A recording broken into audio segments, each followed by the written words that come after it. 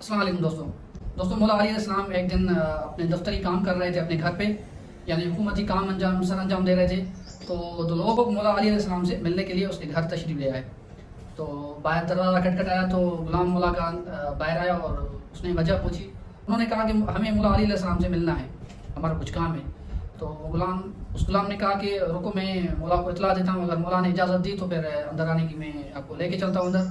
تو غلام گیا مولا علیہ السلام کے پاس اور مولا کو کہا کہ مولا تو لوگ آپ سے ملنے آئے ہیں اور وہ آپ سے ملاقات کرنا چاہتے ہیں. تو مولا نے کہا کہ جاؤ انہیں بلا لاؤ.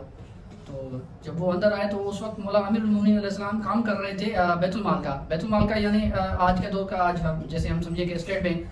تو اس وقت جو چارج تھا بیت المال کا وہ مولا نے خود اپنے پاس رکھا تھا. نگہبان تو مولا نے رکھے تھے، یعنی سپاہی وغیرہ جو کچھ ہوتے ہیں جیسے آج کل کے دور میں سیکورٹی ہوتی ہے، لیکن انچارج جو حساب کتاب تھا وہ مولا نے اپنے پاس رکھا تھا.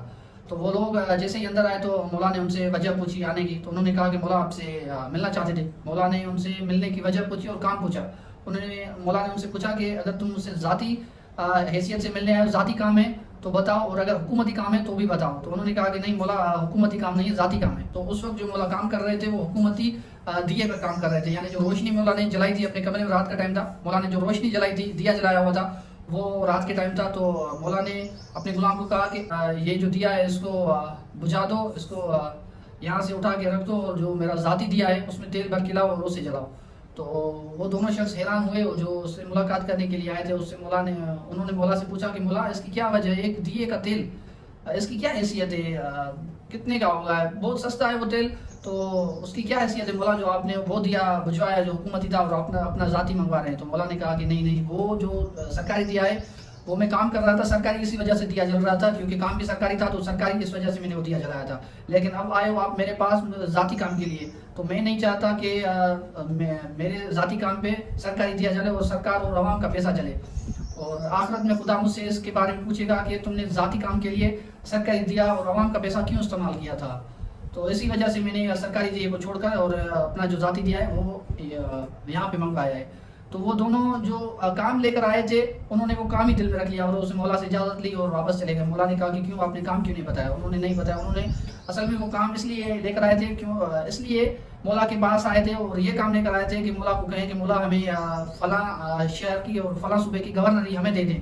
تو دونوں مولا کے آگے سفارش کرنے آئے تھے، لیکن جب انہوں نے دیکھا کہ مولا اتنا بھی برداشت نہیں کرتے کہ ذاتی کام میں سرکاری تیل خرچ ہو، تو انہوں نے اپنا ارادہ بدل لیا اور انہوں نے کہا کہ نہیں یہاں پہ کام نہیں ہوگا. اگر یہ مولا علیہ السلام اتنا سخت ہے کہ ذاتی کام کے لیے اپنا دیا استعمال کر رہا ہے، سرکاری کام کے لیے سرکاری دیا استعمال کر رہا ہے، تو گورنری دینا ناممکن ہے. تو وہ دونوں ناکام اور خاموش ہو کر وہاں سے مولا سے اجازت لے کر واپس چلے گئے. تو ناظرین آج کل کے دور میں آپ دیکھتے ہیں کہ سرکاری ذرائع کا کتنا بے دریغ استعمال ہوتا ہے. آج کل آپ دیکھ لیں ایک چپڑاسی کے پاس بھی اگر پاور آ جاتی ہے، ایک اسسٹنٹ کمشنر ایک ڈی سی کے پاس بھی پاور آ جاتی ہے، تو کتنے پیسے خرچ کرتا ہے، کتنے اپنے سرکاری ذرائع کو ناجائز استعمال کرتا ہے بنا یہ سوچے ہوئے کہ یہ مال سرکاری ہے، یہ مال عوام کا ہے، یہ پیسہ عوام کا ہے اور خدا مجھ سے اس بارے میں ضرور پوچھے گا.